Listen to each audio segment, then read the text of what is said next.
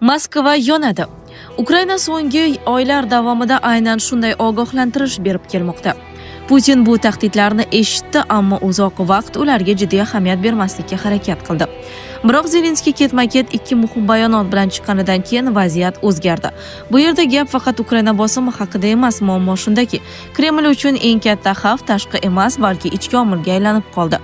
Ukraina bosimni kuchaytirishi mumkin, ammo hal qiluvchi zarbani Putinning o'z atrofidagilar berishi ehtimoli haqidagi bahslar tobora ko'paymoqda.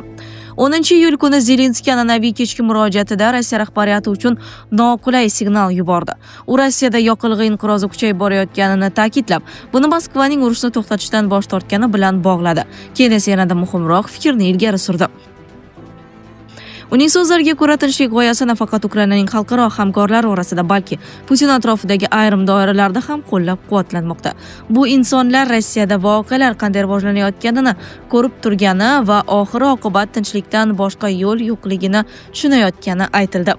Albatta, bunday bayonotni mustaqil ravishda tasdiqlash imkoni yo'q, biroq uning siyosiy ta'siri muhim. Chunki bunday signal Kreml ichida ishonchsizlik muhitini kuchaytirishi mumkin. Bu bayonot fonida yana bir muhim masala ko'tarilmoqda: Rossiyadagi yoqilg'i muammosi. So'nggi oylarda Ukraina dronlari va uzoq masofali zarba vositalari Rossiyaning neftni qayta ishlash zavodlarini muntazam nishonga olmoqda. Ilgari xavfsiz deb hisoblangan Sibirdagi obyektlar ham hujumlarga uchray boshladi.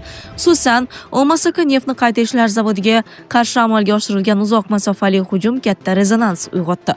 Bu obyekt Ukrainadan 2,5 ming kilometrdan ortiq masofada joylashgan.